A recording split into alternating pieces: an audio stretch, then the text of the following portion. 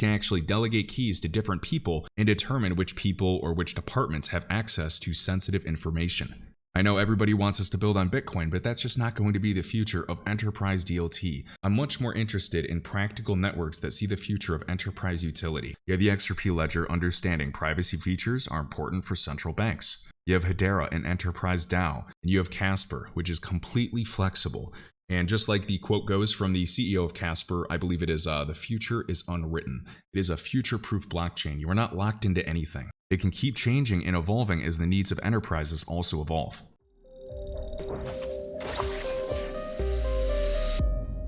What's up, guys? Kevin Cage here with another crypto update. Hope everybody's having an awesome day, and let's get right into it.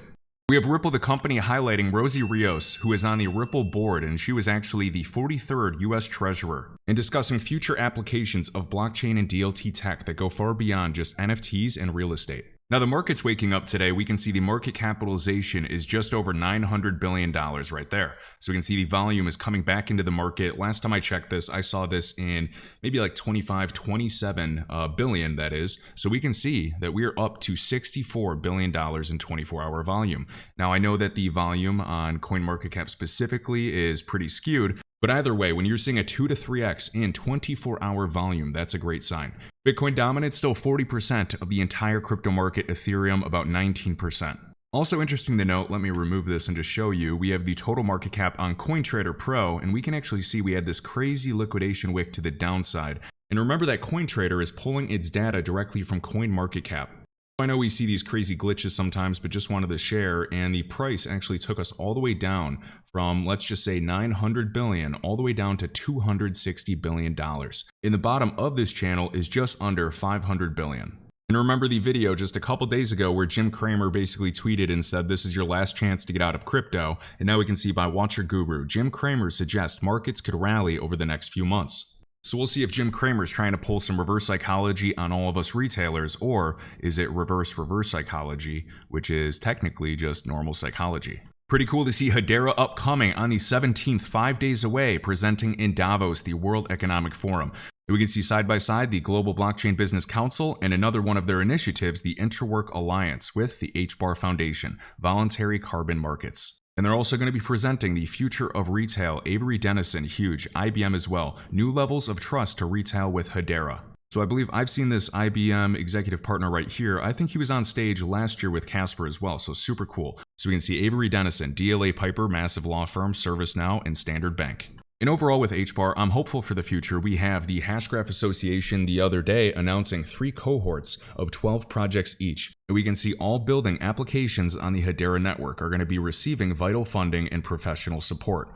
Qualification of over 35 projects set to receive grant funding and expert coaching to develop Hedera-powered solutions through the Hashgraph Innovation Program. Collaboration with the Swiss Digital Asset Institute.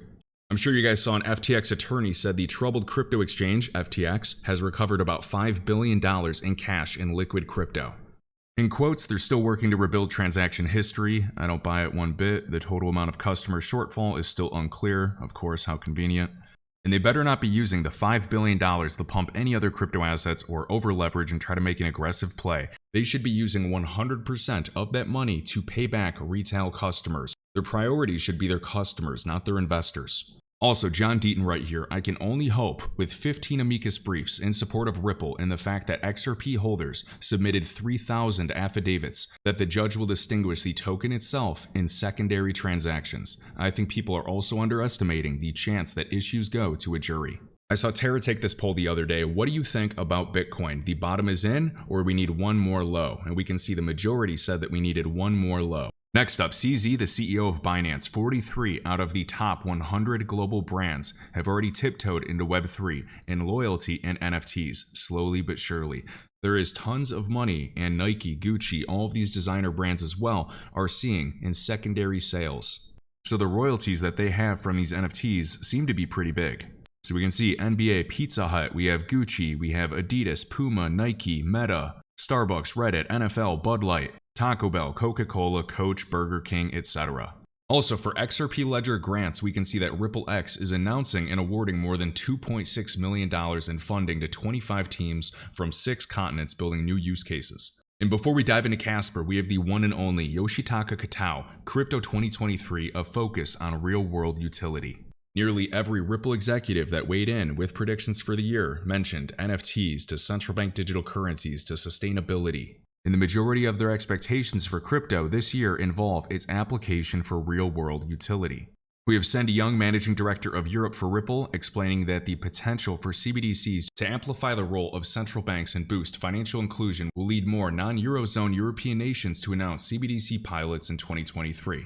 Remember James Wallace, VP of Central Bank Engagements for Ripple and RippleX, expecting to see a lot more CBDC pilots, with an emphasis on interoperable central bank digital currency solutions that enhance cross-border payments.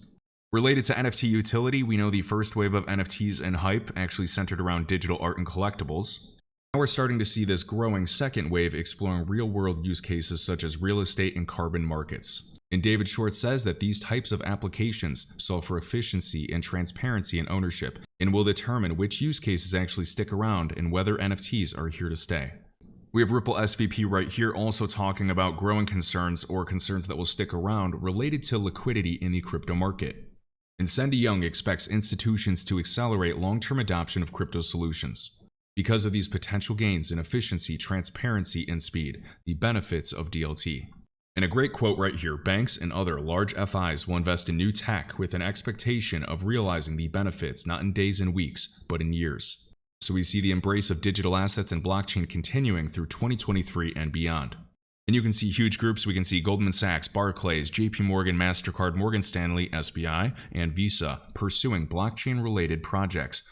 From crypto custody and trading to payments and trade execution, the question for banks is no longer if they should have a crypto strategy, but rather, what is that strategy and how do they plan to execute? And in previous videos, we talked about tokenization of assets, connecting digital islands, and interoperability. We can see State Street, 4 trillion assets under management. They have State Street digital assets. We have Goldman on the hunt for a variety of crypto firms.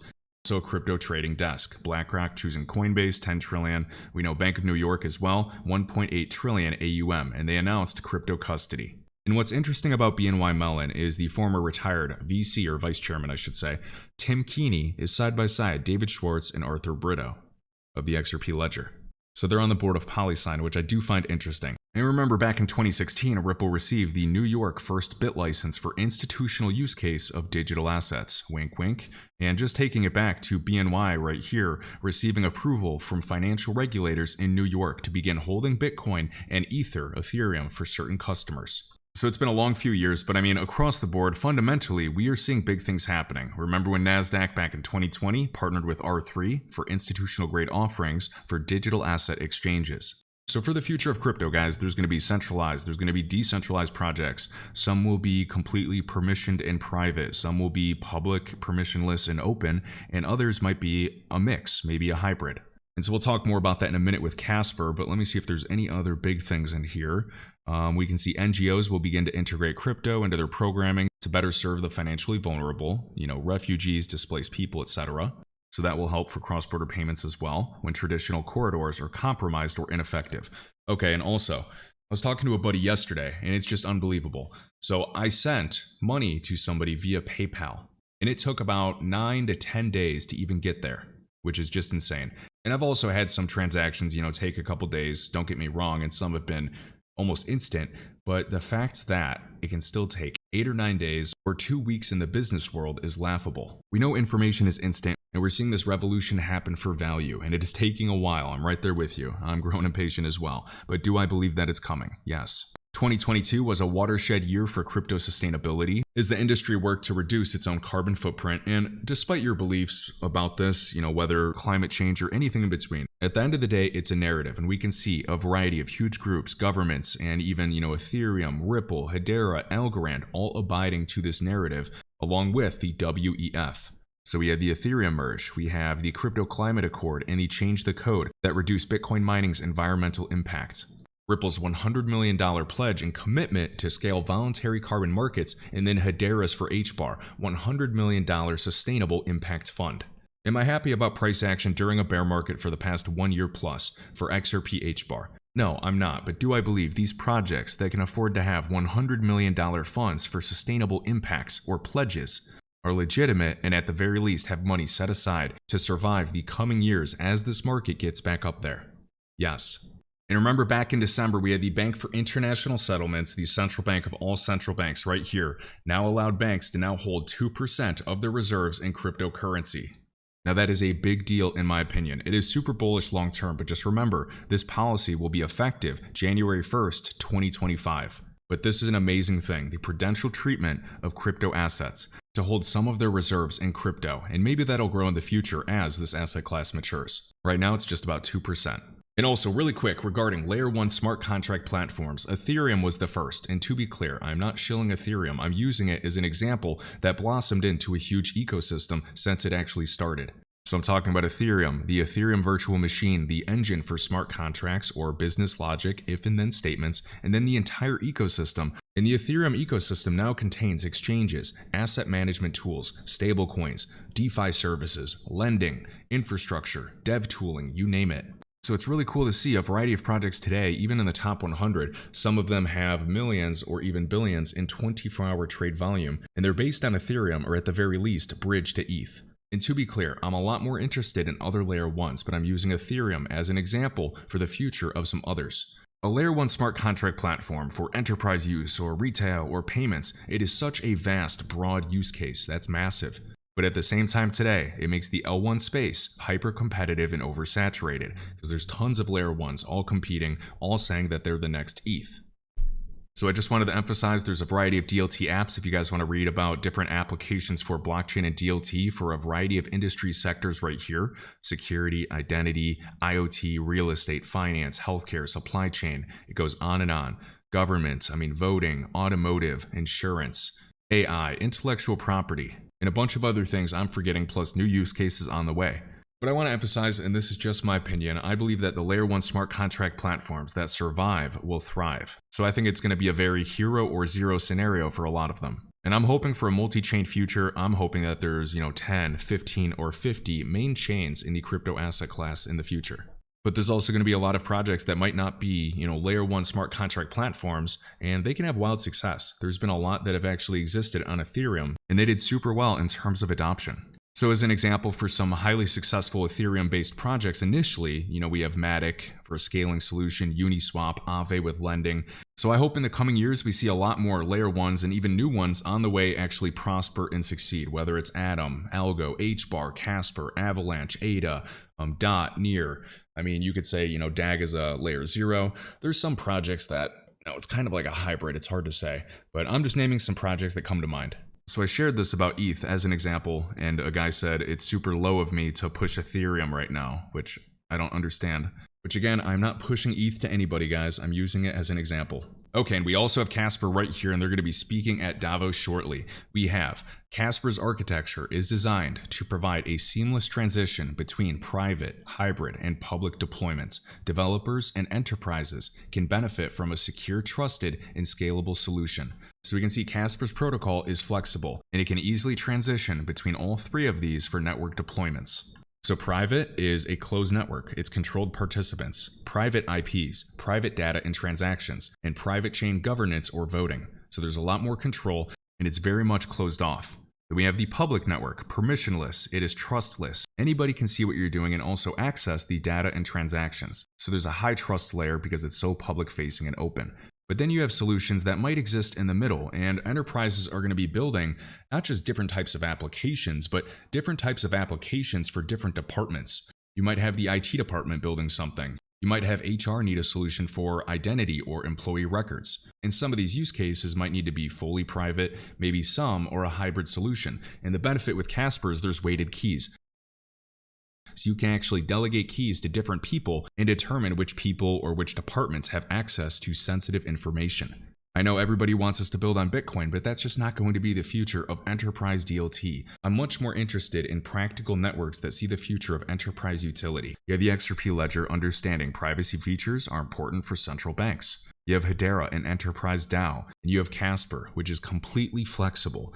And just like the quote goes from the CEO of Casper, I believe it is, the future is unwritten. It is a future-proof blockchain. You are not locked into anything. It can keep changing and evolving as the needs of enterprises also evolve.